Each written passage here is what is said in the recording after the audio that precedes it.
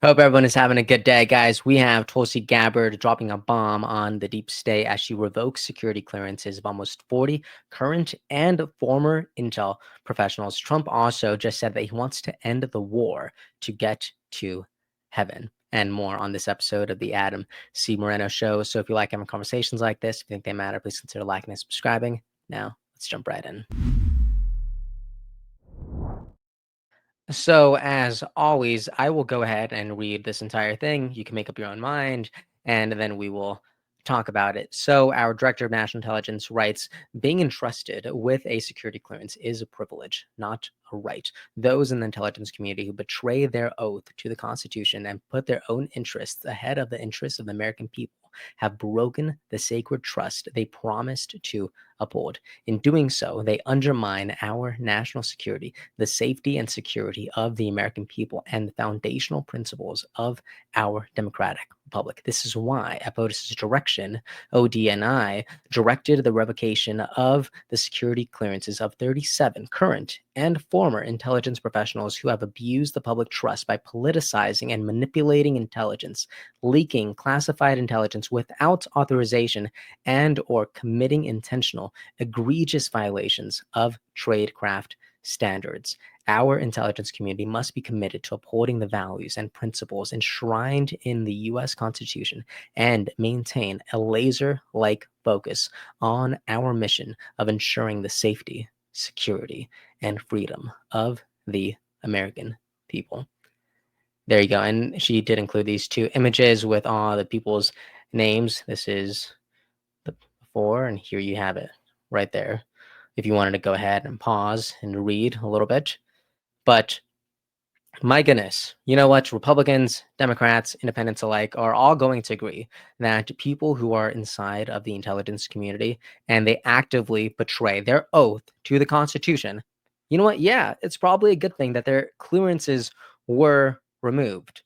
All right. So I don't think anybody's going to be fighting Tulsi Gabbard on this one. And you know what? Some people are already saying that we need to see some arrests. I saw this from libs of TikTok. Other people are saying, "Oh my gosh, you know what? This is actually great accountability at last." Dan Holbrook writes, "The Russia hoax wasn't just a lies; it was corruption at the highest levels.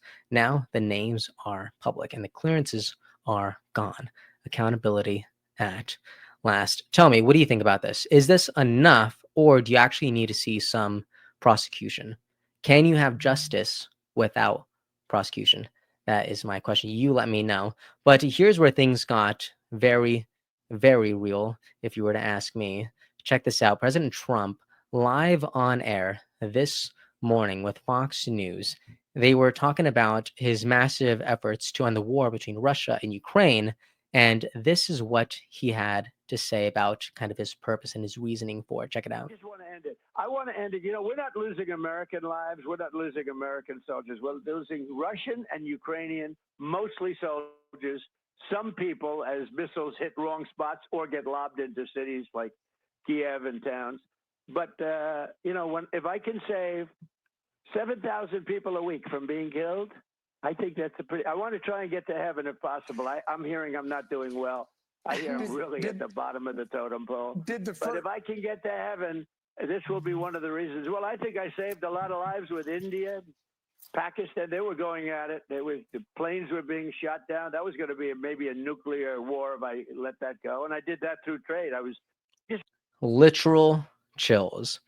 Out of nowhere, President Trump, usually the last guy that you would expect to get all sentimental and spiritual, just said that he wants to end the war so he can get closer to heaven.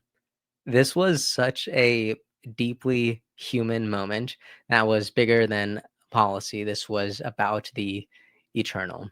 And what prompted him to say all this, I don't know, but I did love it. And you know what? Some people out there are, acting like theologians, saying that good works don't put you closer to heaven. But you know what? Regardless of that, like, is this not a beautiful expression of where his heart is and where his intention is? I just thought this was amazing and I really wanted to share it. Also, check this out. Caroline Levitt out here just dunking on a New York Times reporter. I thought this was great. It has already gone mega viral, millions and millions of views, but I thought I'd bring it up. Okay, if the point is to get everybody on the same page, why wouldn't Trump just take the call from Putin while the other leaders were in the room? He said it would be disrespectful to do that. But why is it disrespectful? With all due respect, only a reporter from the New York Times would ask a question like that, Sean.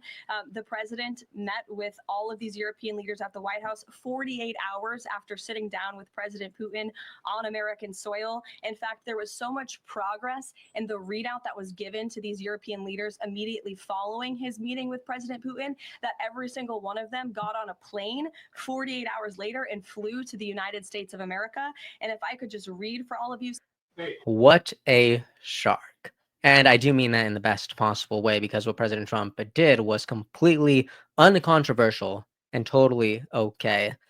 Unlike what John Oliver tried to do. Check this out. He apparently released a 33-minute segment attacking Maha, pretty much dismissing personal responsibility for your own health, when Callie Means, co-author of Good Energy, you can see it back there behind me, clapped back incredibly hard. Check it out. He writes, John Oliver, chronic disease rates have been rising for decades. I'll bet you they go down in the next 4 years. That's our metric. What's yours? The past year has seen a cultural awakening among Americans about how food and over-medicalization impacts our health.